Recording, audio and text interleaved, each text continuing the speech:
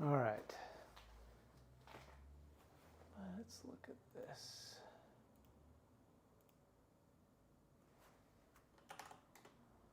Oops. Yeah.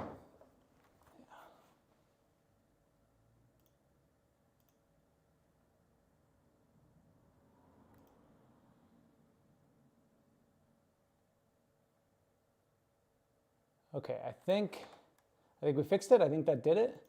I just needed to purge the system. Just needed to fight the demons. At least I think so. Did that do it, everybody? How are we feeling? How are we feeling about life?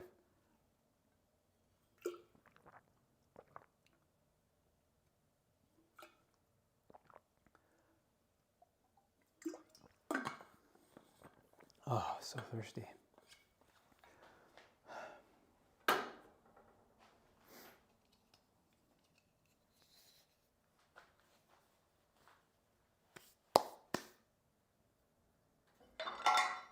I'm going to operate under the assumption that we're back in business.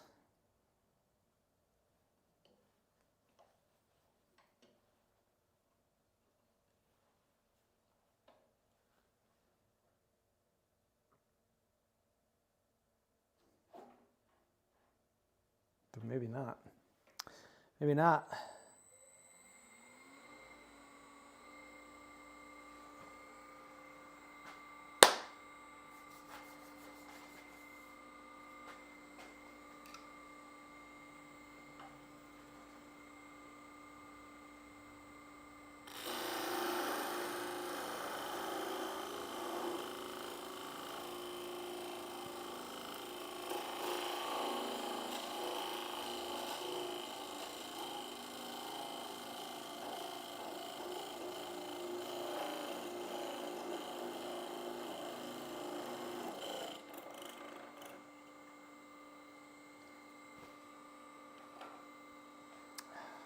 Is it working now? What's going on? Let me try this.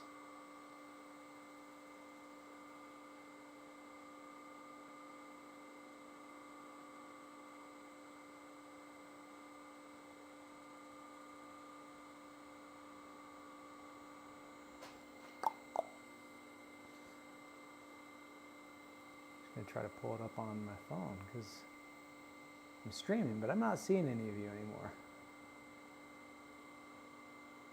Live.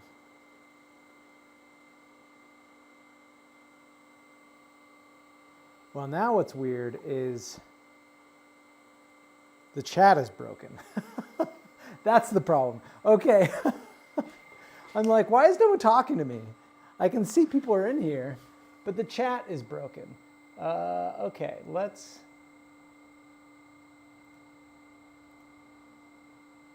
see. Refresh chat. Let me hit that button. Maybe that'll do it.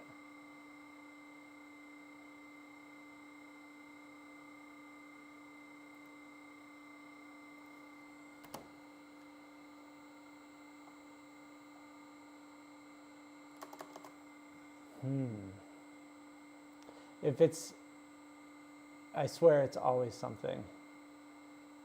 Oh! I see a chat. But it's not on the screen. Oh, wait.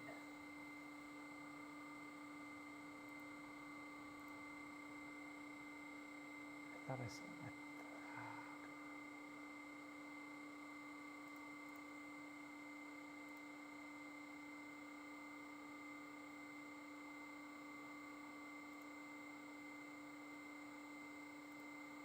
There it is. Okay, we did it. We did it. We're back.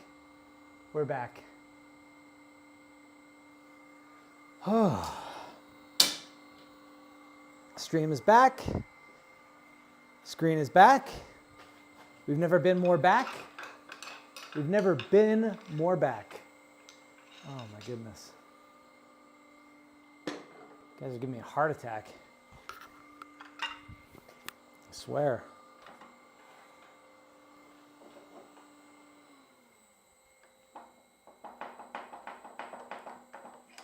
Have I ever worked with Purple Heart Cedar? I don't know. I worked with cedar that has kind of a purpley tone, but is that Purple Heart cedar? Good question. That looks like about the right thickness.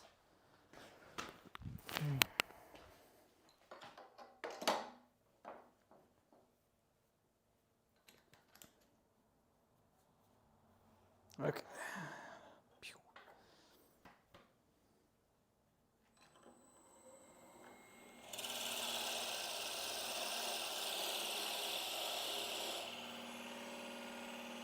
I'll give you guys a view of this, huh? There we go.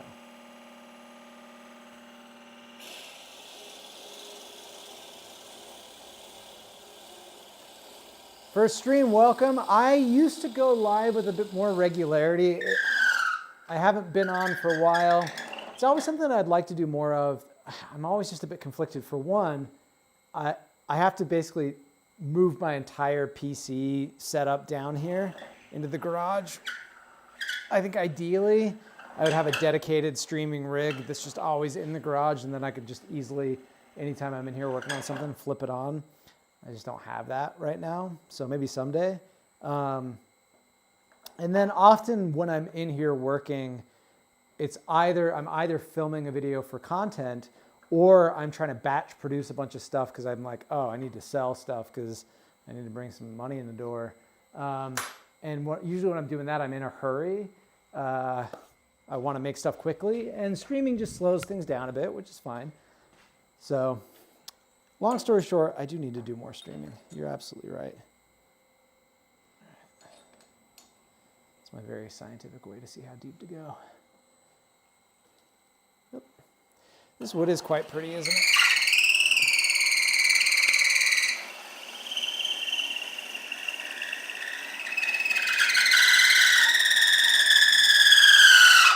It's loud. Easy. Easy. I'll be honest, this was a piece that, like, when I cut it out, this came from like a larger slab, and I cut like just a little chunk of that slab off because it was an interesting piece of it. And I was like, I don't know if this will actually work for making a small vase.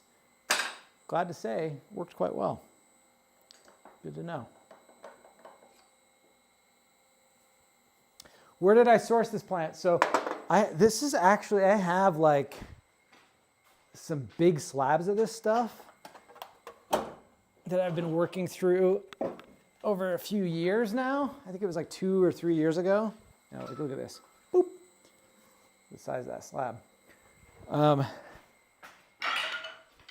that's one of the smaller slabs. I had bigger slabs of it. A friend of mine gave it to me. He just messaged me one time a couple years ago and was like, hey, I think she's like, hey, I've got a bunch of Russian olive wood if you want it. And I was like, sure, I'll take some. And so her husband brought by a bunch of big slabs of it. And I've made like a couple platters and stuff from it because it's like, again, it's like more of a slab. So I made a handful of platters over the years from it, and yeah, very pretty.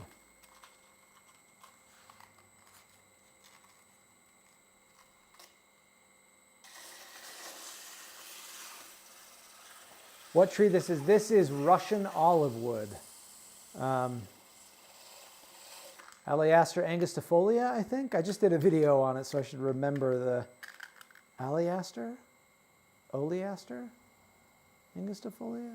It's an Oleaster angustifolia? I don't remember.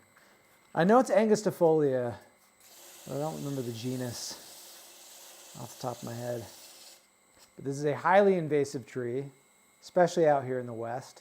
Big problem. It's a tree that a lot of people love. I constantly have people be like, oh, what is that tree that has these like leaves that are this color and the flowers that smell really good? I'm like, oh dear, that's Russian olive. Bad stuff. I get it, it's a pretty tree, but it's a tree that once you learn to recognize it, if you're driving around anywhere in the West, here in Utah especially, like anywhere where there's a river or stream, you'll just see there's the whole valley is just full of this tree.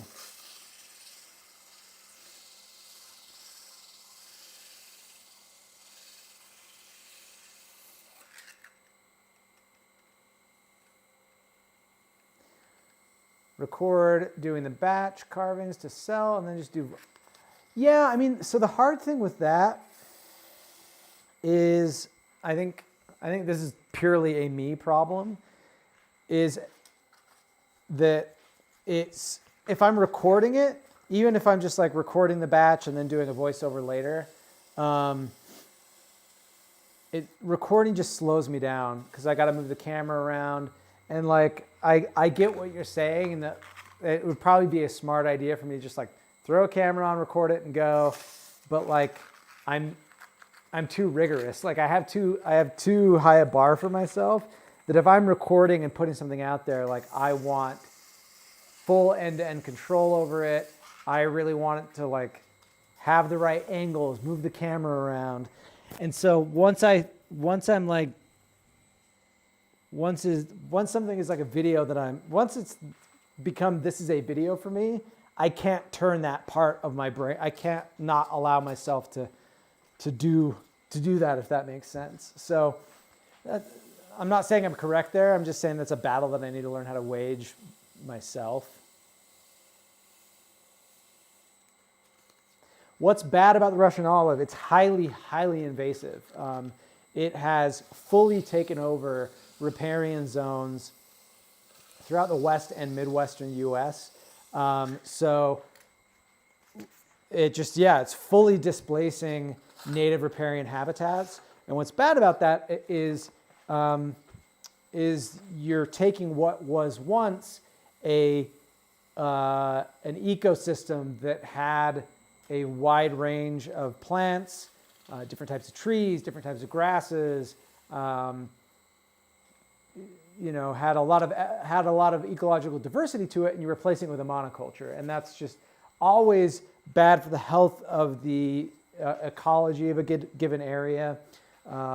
You're also drastically increasing the likelihood of disease that can hit that can, damage and take off in that area as well. In the West, in the West in particular, these are like growing and choking out waterways, where water is such a scarce resource out here. Yeah, they're just really, really invasive, quite bad. Eleagnus angustifolia. Thank you, Seth. Thank you. Can these vases hold water? They cannot. Some of them I have been experimenting with, including glass vials. This one may fit one of these vials. Let's see. I've been experimenting with including glass vials to be able to hold water. Oh, come on. I should probably do a bit more in terms of finding glass vials that'll fit all of these, like a bunch of different shapes and sizes and diameters and lengths of these things, to do more of that. That's kind of the only way, in my opinion, that you could reliably make a wooden vase easily hold water. People are always like, oh, why don't you just cover it with epoxy or do this? And I'm just like, that's like too much. Yeah, so like you could put a glass vial in there. Only problem is these ones I bought are like way too long for this one, obviously. So I need to like cut this or find some shorter ones. But that's typically what I do, is I try to have a few different sizes of glass vials to put inside of there and fill that up with some water. But these are bud vases, so typically, you're putting dried grasses or weeds or dried flowers in there. This feels like it's calling for one more coat. When's the fiance reveal? Yeah, she's very private. She does not like to appear on camera. She's pretty private. I think. I do think at some point, as I'm making more videos about using the knitting machine, I've talked to her about potentially showing us the process of how the knitting machine works, because I've done a couple videos where I've used it. And so, she might She might have a cameo at some point in a future video telling us about the history of the knitting machine and showing it how it works. Or like going through a knit and explaining it a little bit, but she does not love to be on camera. You can spot her in the background of some videos, but yeah, she doesn't love to be on camera. She puts up with me doing it for a living though. What's my process on identifying a tree I have not met or seen before? Good question. I think, so generally the best way to identify a tree is if you can see its leaves, starting by identifying the leaves. And you can learn a few helpful things to like look at the shape, the general shape and alignment of the leaves. You know, are they pinnately compound? Are they you know, how many leaves are on each stalk? Are they alternately arranged or not? So there's a few tricks like that that can help. I'm far from an expert. Like I'm not a dendrologist. I'm not like well trained on identifying species of trees by sight. I'm pretty good at identifying the natives in my area just because I've memorized most of them. I not all of them, but most of them. I do use like some of the identifying apps, like iNaturalist is helpful. If I'm like, I have no idea what this is, you can use iNaturalist. You can use just like the built-in function on your iPhone. Those built-in like automatic functions are not 100% accurate. So I usually tend to use a combination of like my own personal knowledge and then like an app to help. Like I'll scan it with the app and I'll be like, this app is saying that it's this. I don't think it's this, but I think it's on the right track to that. Helps me then figure out what it is. But leaves are always a good place to start. Bark is another good identifying for sure as well. Really what has helped me the most when I'm looking at native trees, if I'm like in a neighborhood and it could be one of anything, I'm a lot more like out of my depth. But if I'm in the mountains out here and I know like there's like a pretty limited number of trees that this could be, I can look at like the bark or the leaf and get a pretty good sense for what it is. Fruit and flowers is another really helpful thing. But yeah, it just takes a lot of like reading and memorization. I have not tried to make anything with Russian or autumn olives yet, but I would love to. I need to. It's high on the list after doing my most recent invasive species video.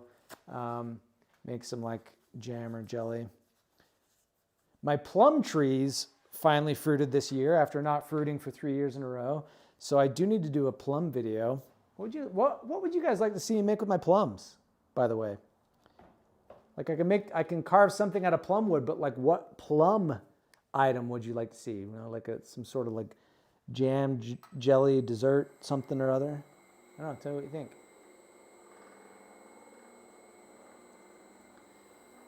Oh, the heat-activated stabilizer I used for my bolo tie was cactus juice.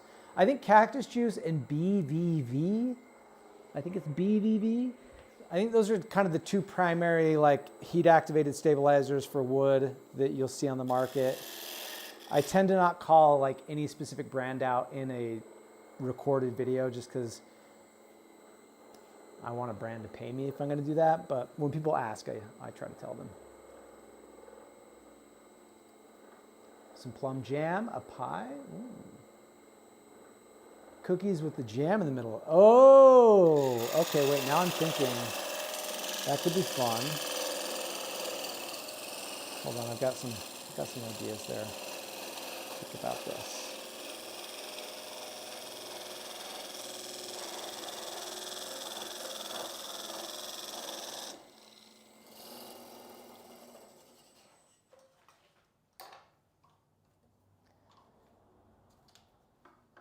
Do a podcast. If I could think of the right like entry point to do my own podcast, I would. I've just not like found the right thing that feels quite right. But my dad is calling me. This turned out nice. I really like this. What do you guys think? I like this shape. I think this is kind of a good shape for like a skinnier smaller piece of wood like this. The wood is obviously quite beautiful, but this is a nice little bud vase. I think that's good. Some cobbler, great idea. Cookies and jam. Like we're talking like those, I'm envisioning like kind of those shortbread style sandwich cookies that have like the hole in the middle where you can see the jam through it. I like that idea. Ooh, a plum tart. Plum wine, I've made plum wine before. I'm definitely planning on making some plum wine. Let me text my dad, make sure everything's good. Dad.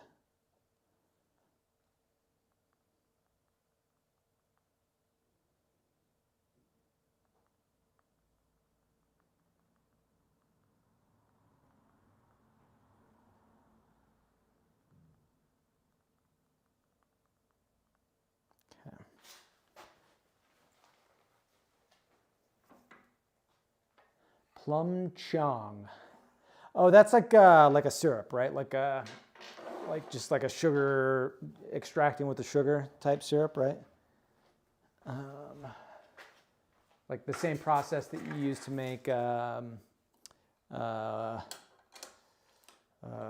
shoot, what's it called? Pine cone syrup. I've done like a billion videos about this, and now I'm blanking on the name of. Why can't I remember the name of that? It's Italian. It's an Italian word. Oh my gosh. Guys, my brain is not working. My brain is straight up not working. It's called... I really have to look this up on my phone now. Come on. Magolio. Jiminy. Ugh, Magolio. Good.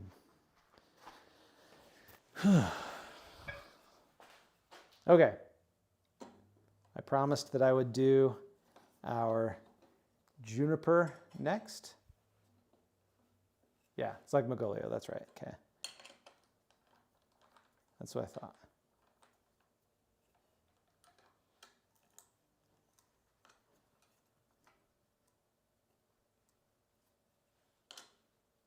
This is like perfectly tight there.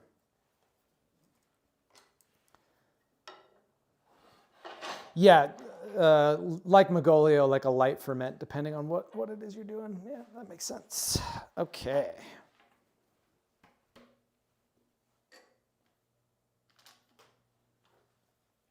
Let's get this juniper going.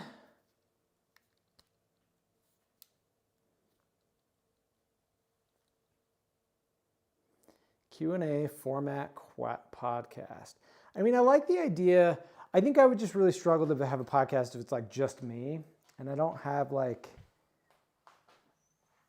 any hosts, co-hosts that I could think of. Yeah, I've toyed around like a few different types of ideas of something I think could potentially work for a podcast, but I don't know. It's also hard for me because like I often just want to emulate the types of stuff I'm listening to, and 99% of my podcast listening is movie podcasts. So I'm just like, I really just wish I could like just talk about movies on a podcast.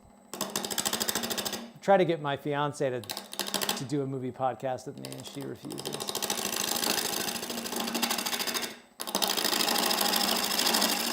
My long con is to get her to do, because I want to invest more in my Patreon. I feel very fortunate that anyone pays on my Patreon. I'm definitely not giving them enough value outside of just like the Discord server, but they're all very kind to just support me because they're great and out of the goodness of their hearts. But I'm like, ooh, I would love to have a podcast thing that's just like, come watch a movie with my fiance and me once a month. Twice a month, because she and I are both like big cinephiles, but haven't been able to convince her yet. Plum toffee tart, that sounds great. Do you feel that your mustache has helped my woodworking? I will say that it's very funny to me that like all of these people, you know, it's still very strange to me that I have like a public persona at all. Like I'm just never going to get used to that. But that all of them only know me as a mustache haver. Like this huge cohort of people who follow me have only known me as someone with a mustache, when that's like something that I just like incorporated shortly before I started making content. It's pretty crazy.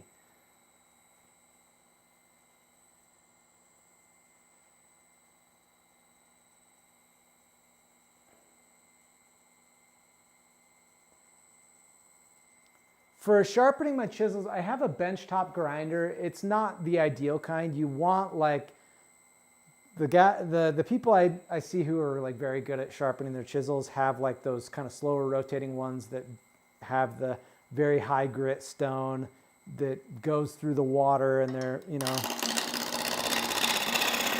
that's the ideal way to do it. I just have like a standard benchtop grinder. And so my sharpening jobs are not the best. Who is my favorite Patreon supporter? Spencer Hall, it's definitely you. Spencer Hall, you're like my OG supporter, okay? Everyone who does not know, in the chat right now is Spencer Hall. Spencer's like the first famous person, online famous person I got to meet and be friends with in person.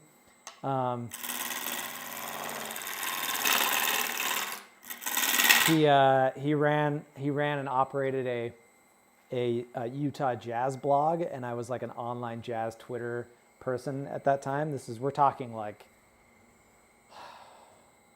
how many years ago was 2009? 20 or 15 years ago? My goodness. And so Spencer was like the first person I think that looked at me and was like, you can do stuff. You can do more than just like sit in an office, dude. And I like genuinely, it was because of, this is what I also tell people who are like, I want to do something different, or like, you know, what advice do you have for people?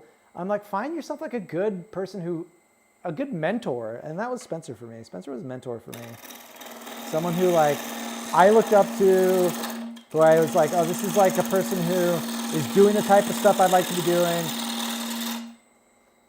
Who then was like, hey, you're good at this stuff. And speaking of podcasts, this is like flying up in the mouth. Speaking of podcasts, Spencer and I co-hosted a podcast together. He was the only co-host I had. This was a Utah Jazz podcast back in, again, like this is probably 2010 that we podcasted together.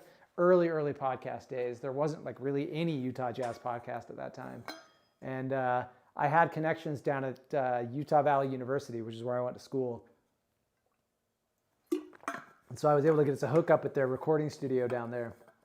We had like a guy that worked there that was like our audio engineer and everything. And yeah, we podcasted together. So I have hosted a podcast once. Podcast with Spencer. Well, the thing is, Spencer's too important now. Spencer's too important.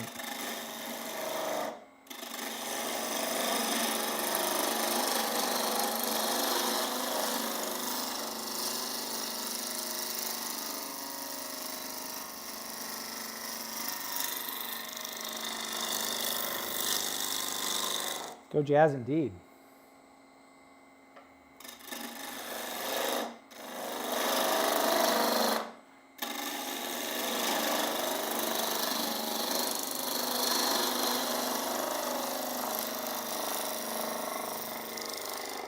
Oh man, this smells so good. Wow.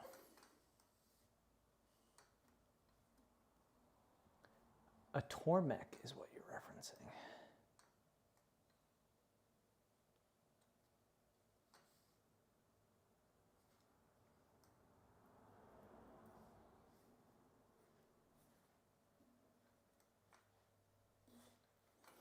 All right, we've got, this was like, this came from my firewood pile. So this is like split wood because this was just truly split with like an axe. But I'm seeing some fun stuff in here. I think we're gonna be good. I have not worked with Madrone yet, but I definitely want to. I've seen a lot of Madrone wood, and it's beautiful, very beautiful. Like, this is screaming out for this shape here. Do I sell those little incense cones? I do. I need to make some more. I think I'm one order. I think I have someone who's waiting on an incense cone order probably as we speak, because I'm out of cones. But I do sell them. I sell the cones. I sell the little holders. I think I'm out of holders right now as well. But oh, the Tormex sharpening system with water-cooled wheels. Thank you. Yes, that is the system I'm referring to. Thank you. Thank you. Thank you.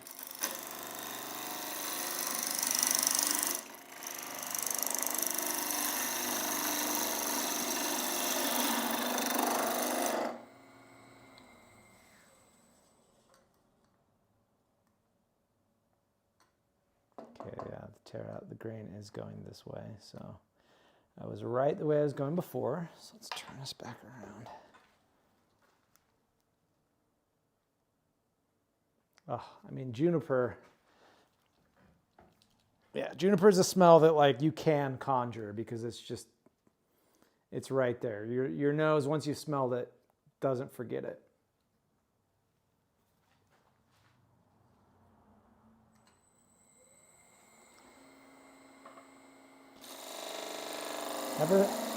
I've never made a walking cane, but I've made many a walking stick. In fact,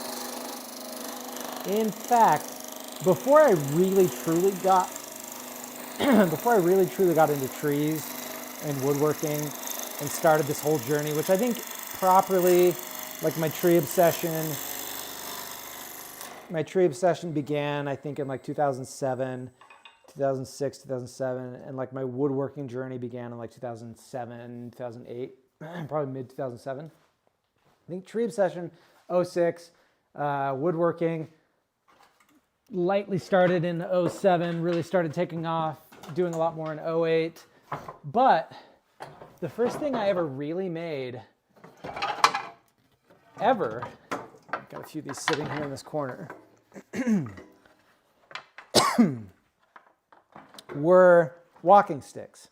And this was back in 2009, right around the time I met Spencer, who's here in the chat, were these walking sticks. These were the first three things I ever made out of wood, probably really ever. In 2009, like I mentioned earlier in this stream, I did an internship in Washington, D.C. That was in 2008.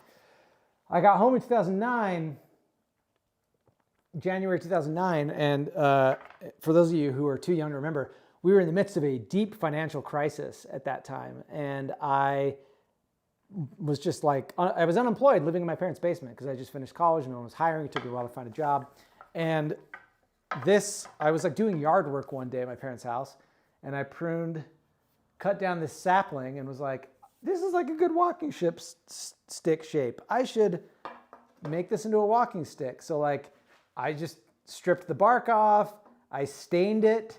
This is like one of the only times I've ever worked with wood stained. Finished it with like a polyurethane finish and was like, that was fun. Went up the canyon a little while later and got this piece of wood and was like, I'm gonna do this again. Make another walking stick. Camped and got this like crooked thing. So I like got into making walking sticks. This was like the progenitor of anything woodworking related to me. This was like a solid 10 years before I truly got into doing this type of stuff. So the signs were there early, is what I'm saying.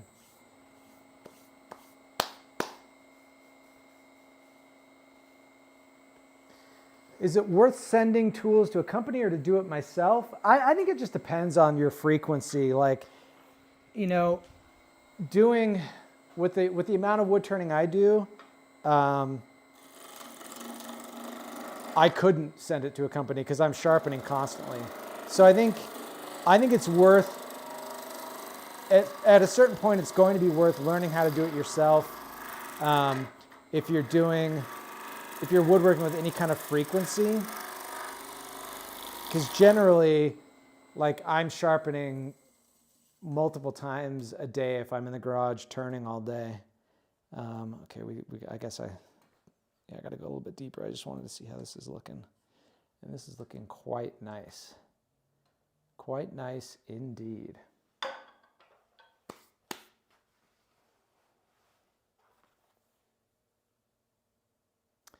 Yeah, Grayson, perfect answer there. Perfect answer. I think it depends on time and budget, and again, the frequency with which you're doing it. Like if you want to get into lathe turning in any real way, you will need to get a sharpening system at some point, because again, you're just doing so much cutting. It's not like hand carving. A, the sharpening is cheaper and easier to do, but B, it's, I don't know. Anyway, you answered it well.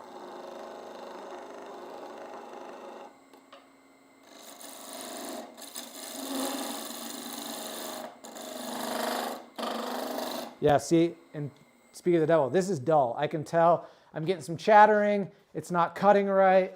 This is dull. So I'm gonna step over here off camera, sorry. I would show you how it works, but like it's just too much to move all those cameras around. So you get to hear it instead. So I just have like a low speed 8-inch bench grinder. The downside to this one is that it's taking a lot of material off, and it's not getting quite as sharp as that other system that we were talking about. But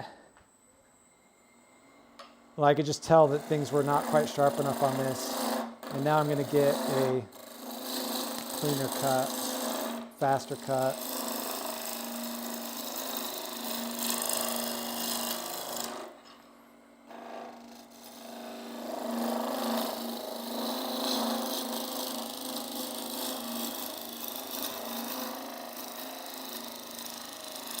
A lot of this too is the angle I'm at right now is kind of awkward because of the camera.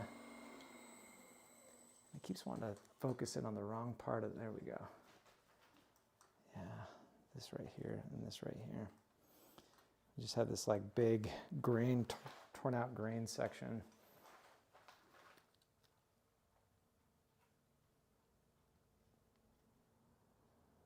Have I worked with sumac before? I have worked with sumac. In fact, I have a small piece of sumac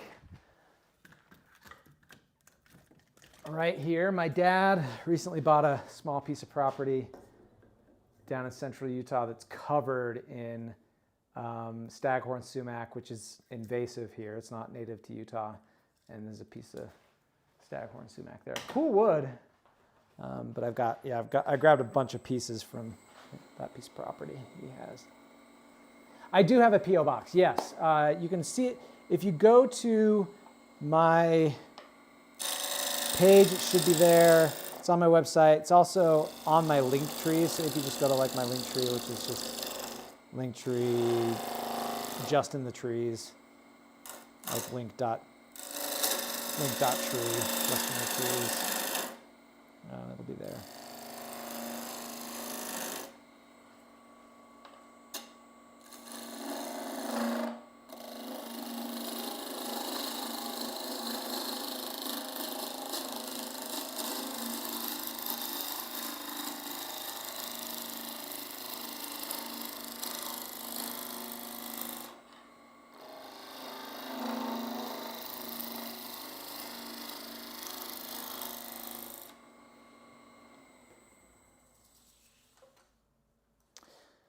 Small diamond file in their pocket for quick sharpening rather than, I mean, that's also a great way to do it. I don't know what it is. Whenever I try to hand sharpen on like a diamond stone, I can't, I'm so bad at it. I don't know why I'm so bad at it. And yes, dull tools are very dangerous. Absolutely true. Yeah, you need to get a sharpening solution, or risk having problems, because number one rule is make sure those tools are sharp. That tool has to go a bit higher. CBN wheel for my grinder, high quality, high grit wheel that'll last a long time. I'll have to look into that. Yeah, upgrading my sharpening system is definitely next on the list for sure. How do I, let's get this, where's my manual focus button here? Because we are function, focus mode, manual focus. There we go. Stop with that autofocus nonsense. I do live in Utah, yeah. You do feel the voids in the wood while you're shaping it, for sure.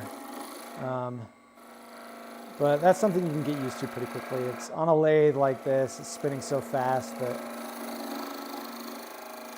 if you're using the right tool, making the right cut, rotating at the right speed, those voids shouldn't cause you too many problems. I think what you'll often get with a void, like in a certain spot, is you'll get like a little bit of like a streak on there, especially when you're sanding. But then you can just hand sand that away often. Who's my favorite non-tree, non-woodworking creator? Oh, Spencer, that's a good question. What creators am I enjoying these days?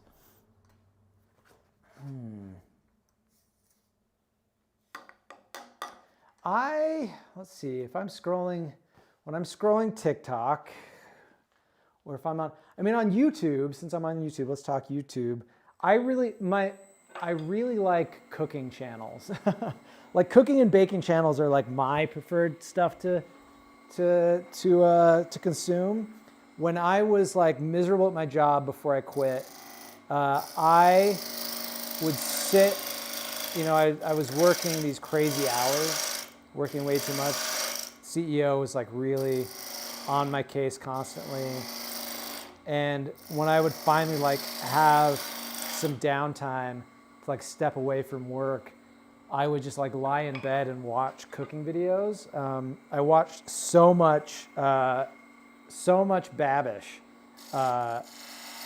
in that time. Really loved his stuff. I watched a lot of his videos.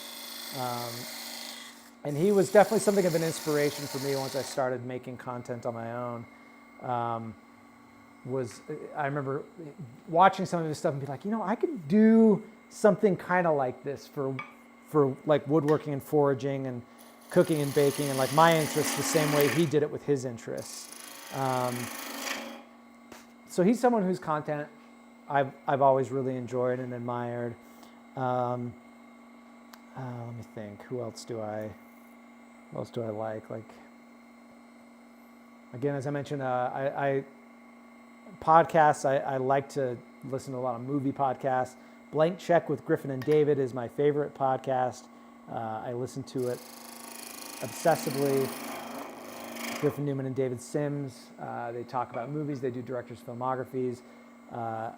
Those are, I'm just an absolute fan. Really, really obsessed. Eagerly await like the announcement of a new director's miniseries. Watch the movies along with the series. Right now they're covering David Lynch, so having a really fun time with that. Those are a couple of different types of creators that I enjoy. How long does the average project take? If I'm filming something for a video, it typically takes quite a while. It definitely depends on what it is that I'm making. But like a video, my projects are usually the video, right? Like the video is the project itself. So, a great example of that is like a state piece for a map. If I'm hand making that, it really wouldn't take that much time, a handful of hours maybe. But the video takes days and days, because the process of making the state, then I'm usually like filming something in addition to some other kind of project that I'm doing along with that, or like some foraging stuff or a recipe. And then I'm also editing takes days. So that's why I often tell people, like, I am not really a woodworker. I'm a content creator. Like, that's my primary job, because that's where all of my time and resources go is in content creation. That's the really time consuming part of my job for sure.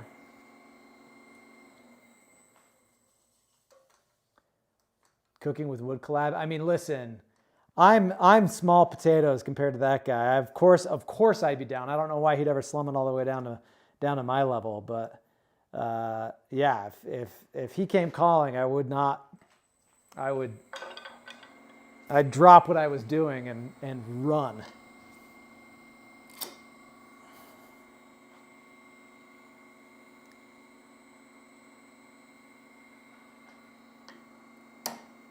Whoops.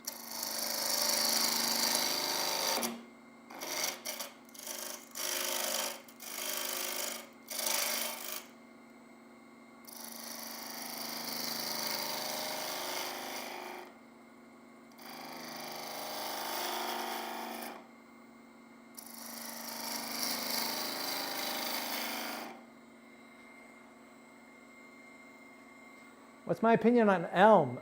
Elm, well, I think elm is really nice wood to work with. It's actually really quite beautiful. It's very hard. It can be difficult to work with because it's got like famously interlocked grain. Like it's famously very tough to chop. The species of elm is really going to depend, like really going to change what the wood looks like quite a bit. The American elm, one of the greatest trees of all time, truly an incredible tree, beautiful tree, but almost extinct at this point. Like the Dutch elm disease has really, really wiped out a huge, huge population of it. So the American elm, an amazing, incredible tree. Stuff like the Siberian elm is a bit more invasive in many parts of the country. So you're going to get very different opinions from people on the Siberian elm, like the red elm and slippery elm. A lot of different types of elms out there. But you know, I've worked with Siberian elm wood, and it's pretty. It's pretty, and it's nice to work with. So yeah.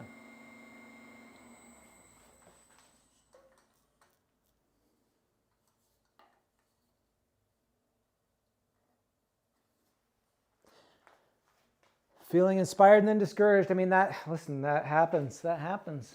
I feel that often myself.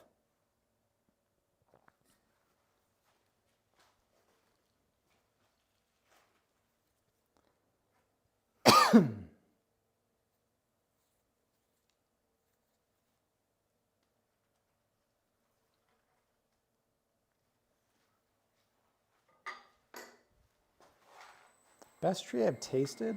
Oh, let me think about that. Magolio is very good. I do like Magolio quite a bit.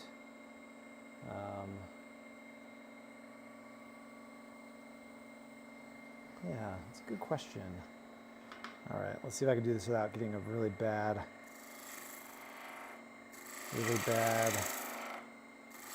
catch. This can be a tough cut for me to make because my form is not perfect. But hey, we got it. The skew is one of those tools that is like the most intimidating tool to use, in my opinion, when it comes to turning on a lathe. But once I like to practice with it, because like the skew, if you learn how to use it, you don't get a better finish off the tool. It's the best finish off a tool. Like nothing's as good as a skew in terms of like giving you a good finish right off the tool. Okay. All right, this is looking nice. I do have some tear out, so like my skew skills are not ideal, but also this is just like the nature of some of these types. Like a grain like a tree like juniper, when you're working with knots like this, let's focus that. When you're working on knots like these, the grain is growing in several directions. So the grain is going this way. So I was cutting this way, the grain is going this way, so I was cutting this way to cut with the grain, because that allows you to avoid tear out. Is if you're cutting with the grain, you're basically, if you cut against it, you can kind of think of it like very short hair. If you're combing it that way, it wants to lie down flat. If you go against it, it's brushing it back up. Around knots like these, you're going to get the grain growing in multiple directions. And so that's where like a tool like a skew is going to make really fine, sharp cuts and help avoid that. But my form is not perfect. My sharpening is really bad. Like a really, really sharp tool is going to help you avoid that the most. I'm not a very good sharpener. I don't have a great sharpening system. So this is probably about as good as I'm going to get here. I'm going to do a bunch of sanding before we drill the top out of this. Is my wood map only from America? No, I have done a wood map of the United States first. Then the second wood map I did was of the UK and Ireland. Then the third wood map I did was of Canada. And alongside Canada, I started the US map volume 2, in which instead of official state trees, I'm doing 50 different trees, because a lot of states have the exact same state tree as another state, and I found that to be very disappointing and boring. So that's the other map I have done. And then, yeah, I will be starting another regional map at some point. What that is remains to be seen. But yeah, when I got back from Ireland, I was really hot on just doing like a big Irish map of the 4 traditional regions of Ireland. And I still might do that. It seems kind of like a fun idea because I really love my time there and just something to do like very, very quickly. But yeah, a bunch of different regions I want to do. But yeah, I'm more into the regional approach. I don't really love the idea of a global approach, or just definitely not adding to the US map, because I had, because of the projection type I used, it doesn't allow for that. You'd have to really rethink the type of map projection. So using a regional view allows you to like use a different type of projection rather than just Mercator.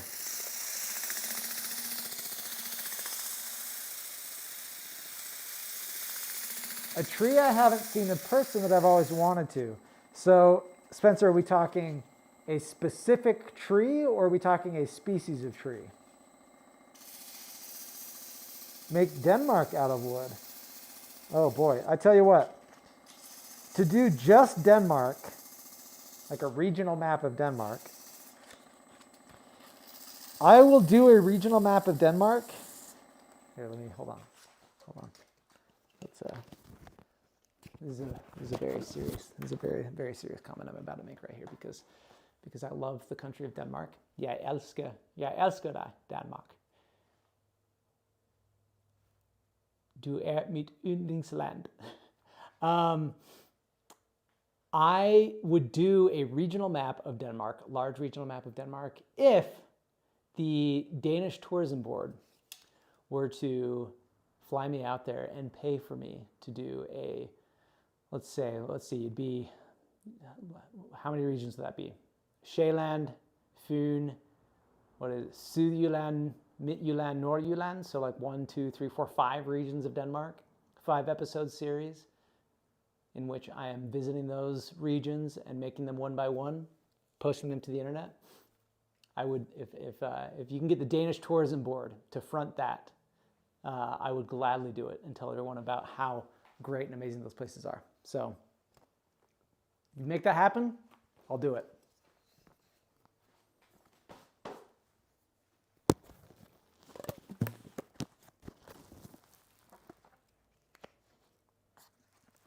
Or Scandinavia. I mean, if you want to do Scandinavia, same thing. Okay.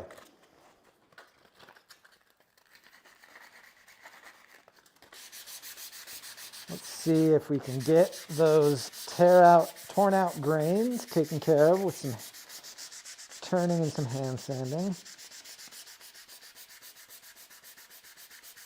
Yeah, there's quite a bit of tear out there.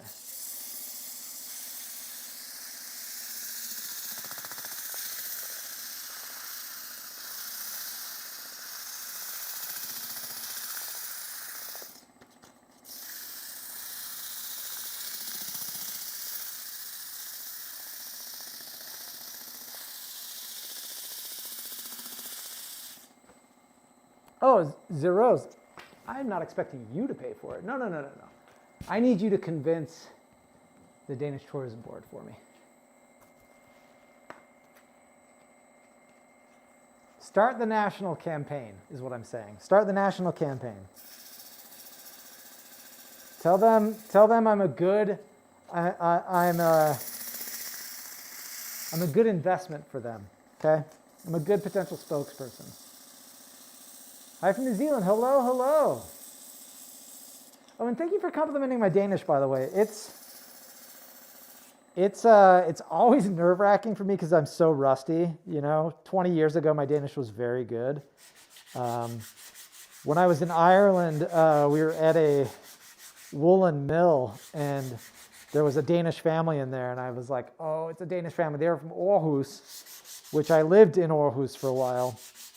I mean, I couldn't tell that they were Aarhusian or just by hearing them, but I was like, these guys are from Jylland for sure. And so I had to sit and work up my courage to go say hi to them and speak in Danish. And I was like, oh, my Danish is so rusty. Guys, this is going to look really nice when we add some oil. I hope you're ready. Where would you even begin? Oh, that's a good question. That's a good question. I shouldn't put this all on you, but hey, if you can make it happen, then you'd be a hero to us all.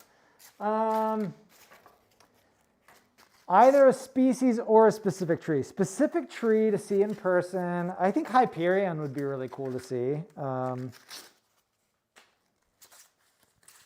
The tallest tree in North America. Or the world. Is Hyperion the tallest in the world? I think it might be the tallest tree in the world. Species that I have not seen. There's that one really rare species in Australia that would be very cool to see. I forget the name of it, but I heard a podcast episode about it. It's like a specific type of pine that like grows in a very small region.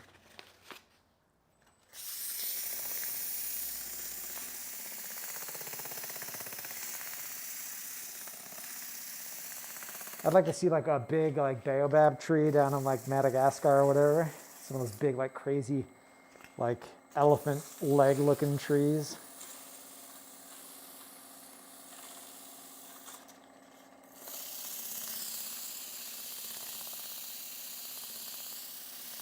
Spencer's on it. Spencer's going to get, if anyone can get the Danish Tourism Board sponsored 5-part mini-series building a map of Denmark out of native Danish trees whilst touring the Danish countryside and learning about Denmark's native trees, it's Spencer Ryan Hall. I believe in you, Spencer. I always have. Norway forever. Listen, I am ashamed to say this, but I've never been to Norway. I've been to Denmark. I lived in Denmark, obviously. I've been to the Faroe Islands. I've been to Finland. I've been to not much of Sweden. Not enough of Sweden to count, but I have been to Sweden. Not enough of it to truly count, but I've been there. I've not been to Norway. I'm dying to go. Adding the rest of North America. So, I mean, I've already done Canada. Mexico, like, I'll do Central America at some point as its own regional map. All of North America, I mean, maybe. Some of those Central American pieces at that scale would be pretty small. So I think I am more into the idea of just like a Central America map.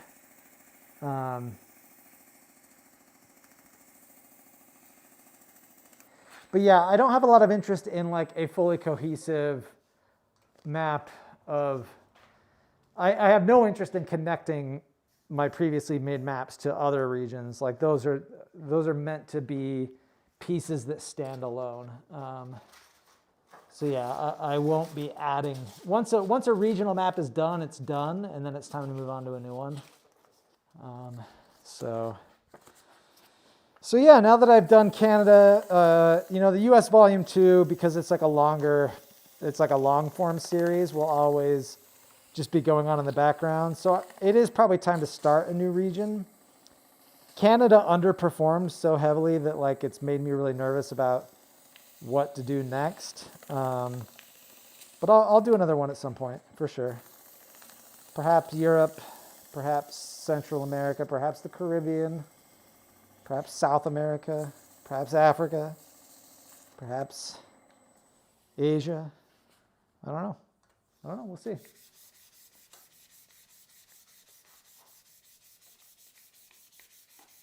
Beautiful park in Amar. I mean, I love Amar. Beautiful place.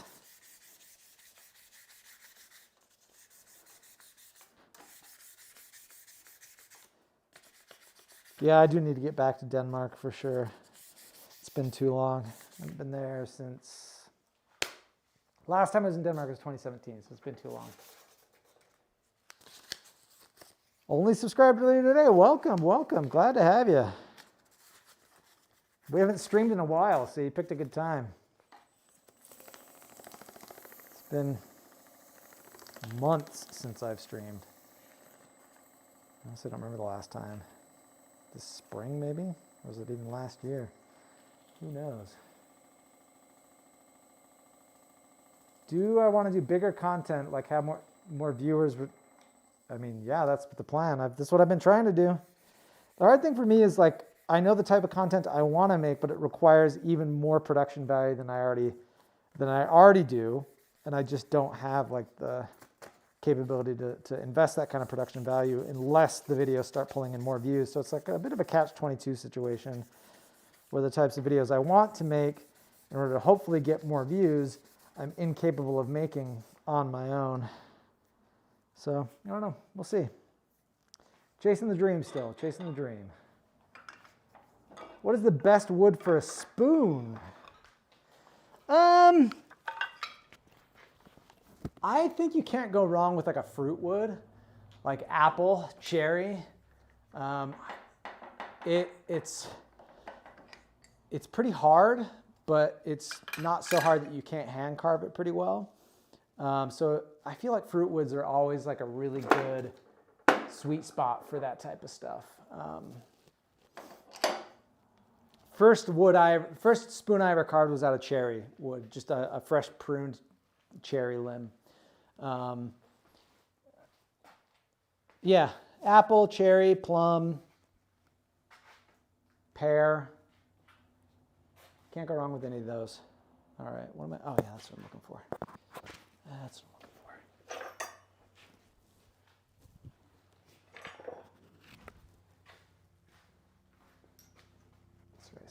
Okay.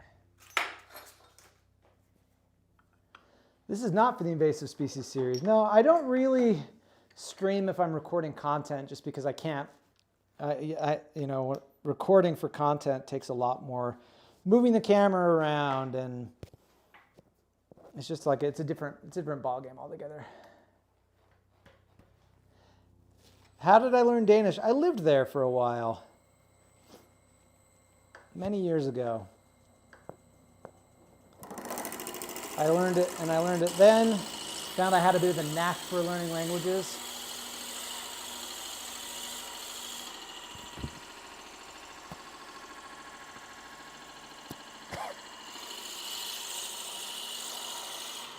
Oops, you guys have a better view of that, no?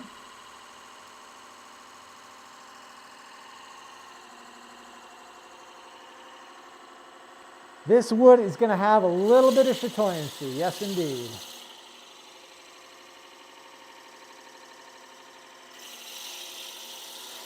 Ireland was amazing. I loved it there.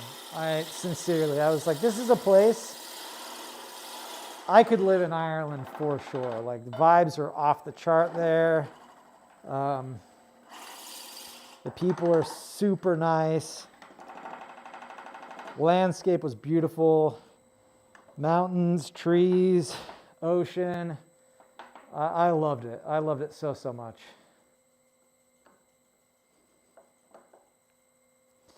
All right.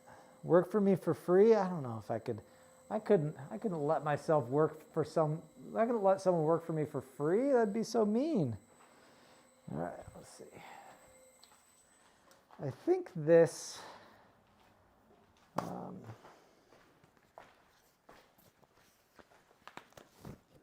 think this is the size of the other holder. No, it's too big. Although I think that, yeah, I think if is that this width? No, not that one. Let's see. So that's a little bit bigger. So where's the small one that fits this one? It's not you.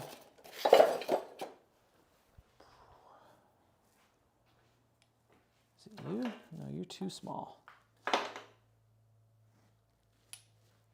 Where's that medium-sized drill bit? If I was a drill bit, I was a Forstner bit that was approximately 5/8 of an inch in diameter, where would I be?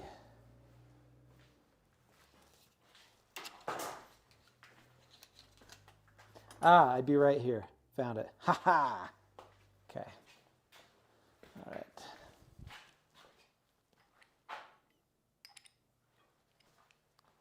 I'm back.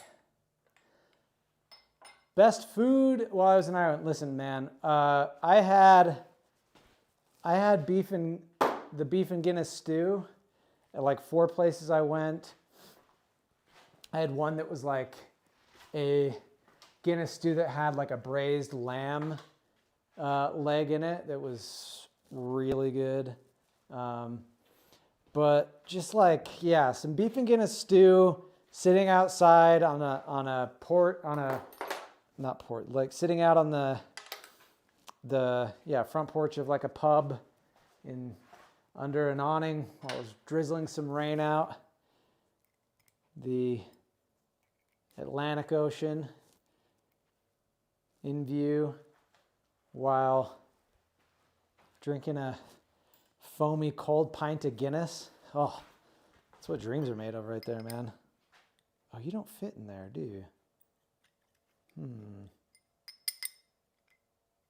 But you are, oh, you're 13/16. Huh.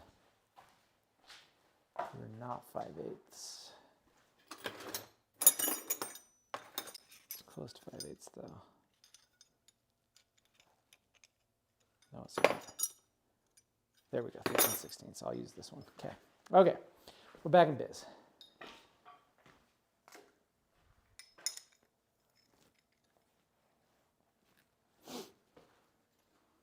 I also really enjoyed the Irish full breakfast. Oh, I'll tell you what. I'll tell you one thing. One of the our first. So once we, we were in Dublin for the first week, and then we hit the countryside for another week, and our first 2 nights were down in the southwestern part of the country. Beautiful, on the Ring of Kerry, in County Kerry. And we stayed at a bed and breakfast there that was run by a lovely couple from Canada, actually, who had moved to Ireland. And they made a full Irish breakfast for us that was dynamite. That was actually a really good one.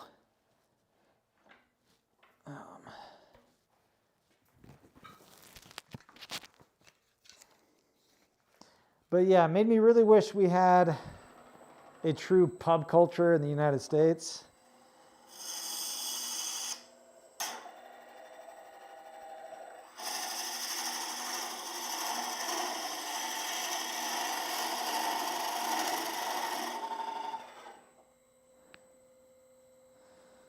Let's see if that's...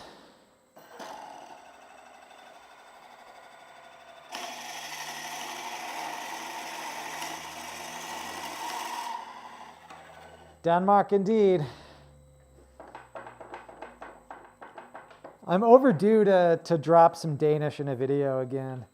I always enjoy making a video where I drop a little Danish and just like all the Danish viewers are so shocked to just suddenly hear some Danish being spoken on the timeline. Okay.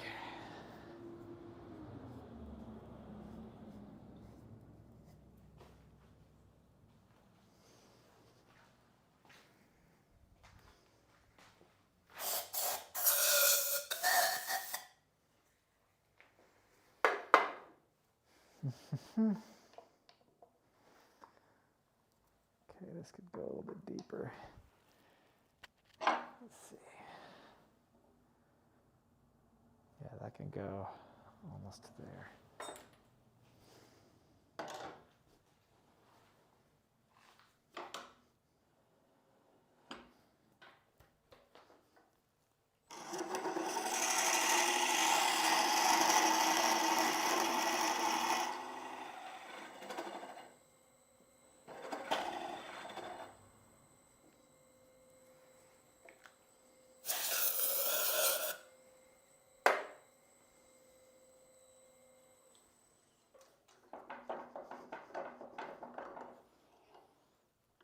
All right.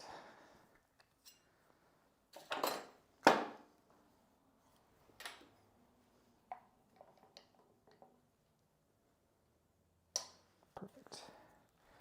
Perfect, we're good. Let's get back to sanding. And then we're almost ready to oil this thing, which is the moment we've all been waiting for.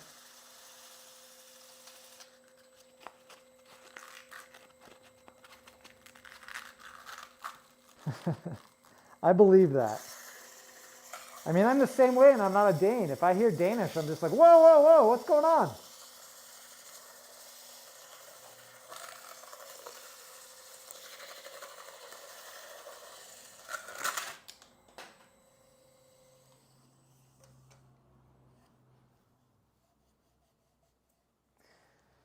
Drop that. Come back. Come back. Ah.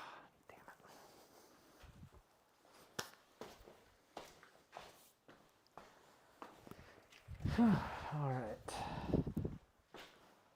Sorry, gang, we're almost ready to oil this. I promise you're going to be happy about it.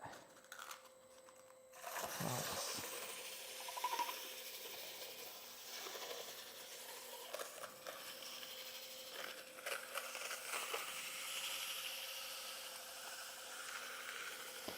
You guys, spooky season is almost here. Cannot wait. Shocktober gonna return. Am I gonna post the stream to my channel after the fact? Maybe. We'll see. We got some technical difficulties and stuff. I don't know. Maybe. Oops.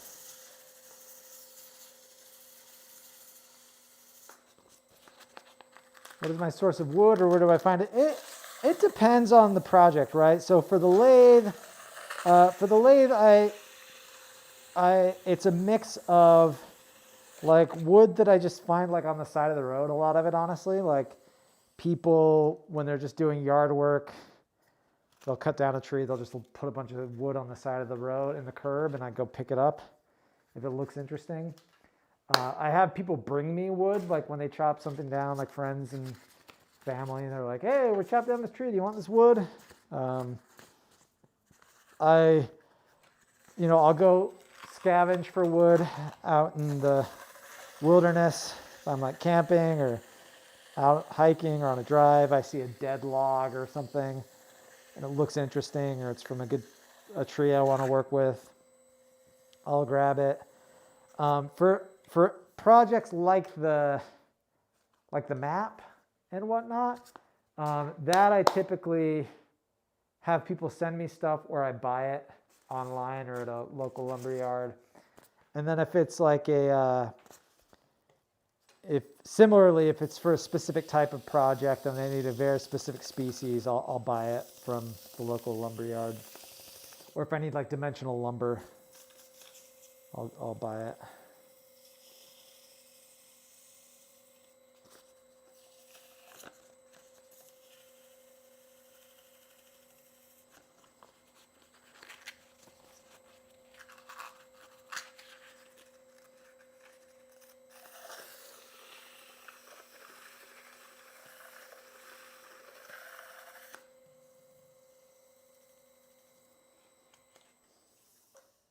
Okay.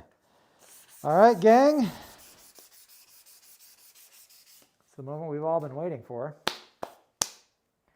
Actually, I'm going to sand this up to 600 grit real quick. It just feels like it needs a little bit more of a polish.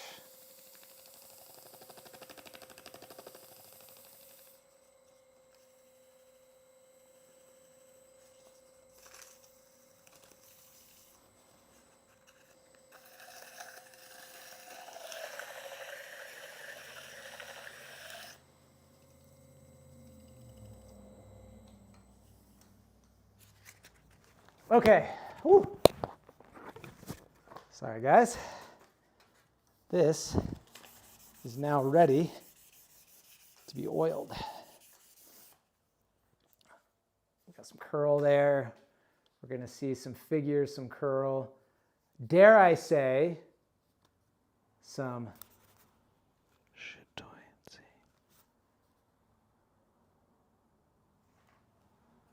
All right. Let's oil this one up. Let's oil this one up, and then I think I'm going to have to hop off, eat some food, do a couple things around the house before it gets too, like I mentioned, we've got some people coming over, so house needs a little bit of work. Okay. Are we ready? Let's start right here on the border of these two colors. Oh yeah, here we go. Oh, look at that right there. Oh boy. That one was hiding. I didn't even know that was going to be there. That beautiful figure, that curl, that ripple, that chatoyancy. Oh, yeah, that's the stuff.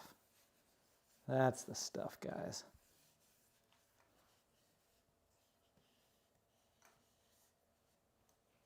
Huh.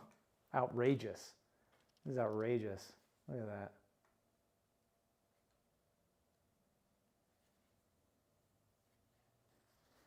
It looks 3D but feels flat. Must be chatoyancy.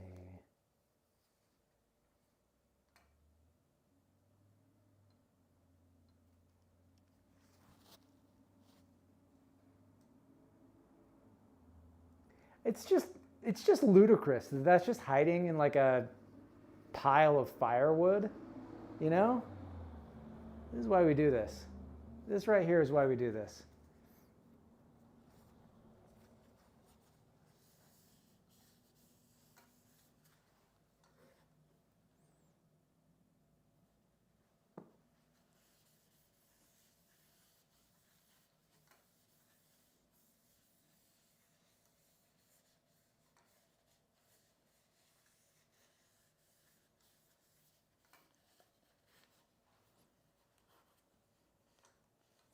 This is a piece of Rocky Mountain juniper, I believe. Could be Utah juniper, but typically with Utah juniper, you don't get the striking like red to white sapwood to heartwood contrast. You can, but it's a bit more common in Rocky Mountain juniper. Out here, their ranges overlap. They're like, they grow together. So it could be either, but yeah, this is more likely to be Rocky Mountain juniper.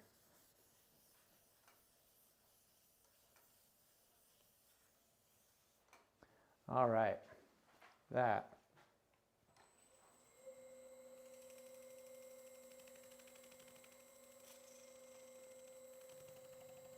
is dynamite. We finished with a banger. It smells incredible. It smells so, so good.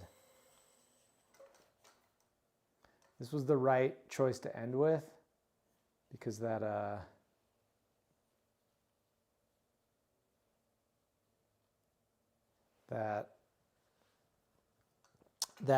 Russian olive, while quite pretty, was stanky. So we've now ended with another pretty one that has masked the smell of that Russian olive wood with the sweet, spicy aroma of juniper.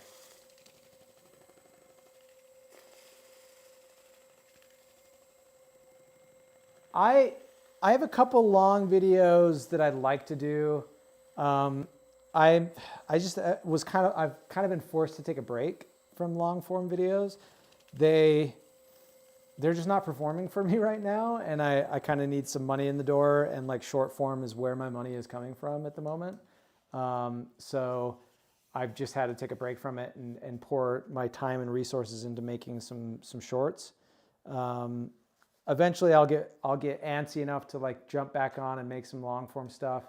But yeah, for now, just probably a few more weeks of short form only before I can start to turn to investing some time in long form video.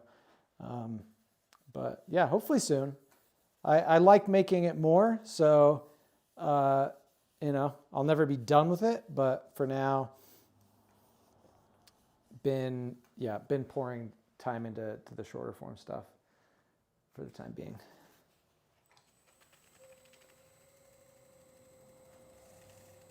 Met some folks at the Colorado Ren Fair. Oh, I would love to go to a Ren Fair. That sounds so fun. Sounds like such a blast. Make walking sticks and staffs out of Russian olive. I mean, I get it. Yeah, it's such a pretty wood. I'm sure you get some real gnarly shapes for Russian olive too.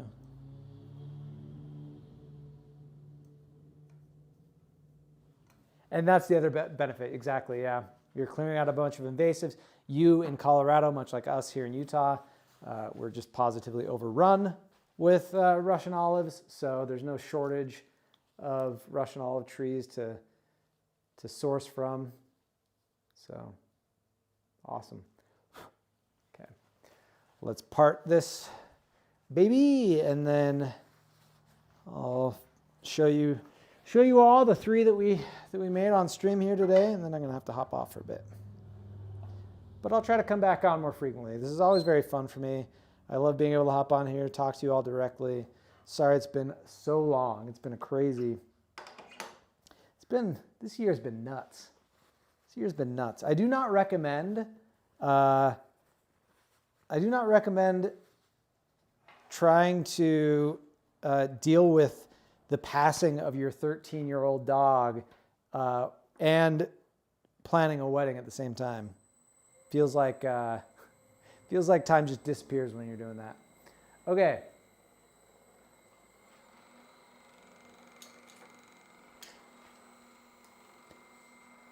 My least favorite tree, I don't know that I have a least favorite. The ones that like are the easy answer for that, the really invasive trees, like I don't blame the tree, I blame the people. It's not the tree's fault. The tree's just doing what it does. Like it's being a tree. It's the human beings who like screwed things up. So try not to hold it against the tree.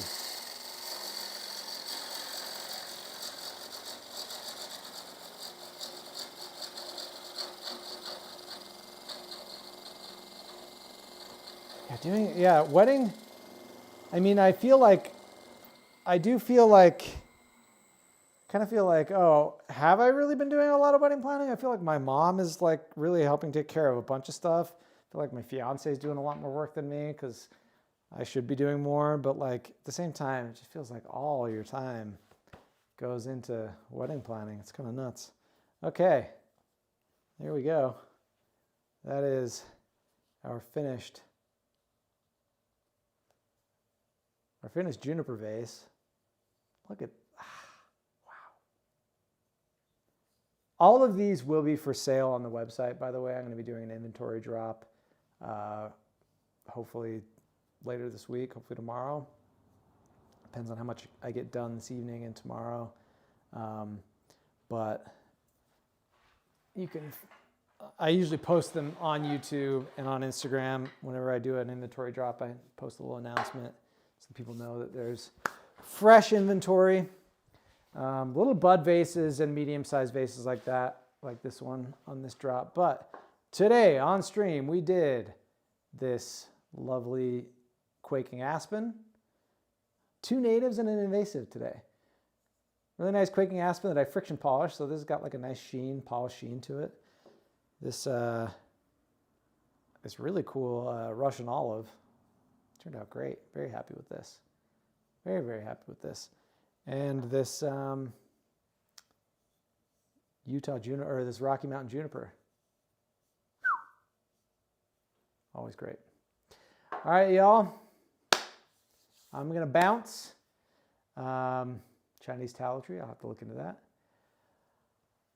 Will I do some wedding decoration? I doubt it. I think I'm trying to sell my stuff so that I've got money to help pay for the wedding.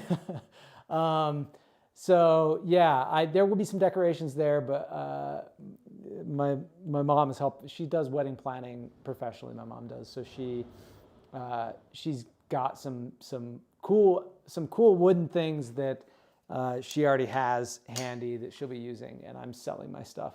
But I will be making my own bolo tie to wear. I made a video about it. I'll be making a second video because I'm learning some silversmithing. Greetings from Oulu, Finland. Hey, I love Finland. I've been to Finland. I love Finland. My dad speaks Finnish, so if you want to see some Cookska content where my dad speaks some Finnish, go watch my Kentucky Coffee Tree episode on YouTube. So go check that out. You can see some Finnish being spoken on my channel by my own father. All right, gang, this was a ton of fun. We'll see you on here. Hopefully again real soon. Hopefully it won't be another million years. Would love to hang out with you guys.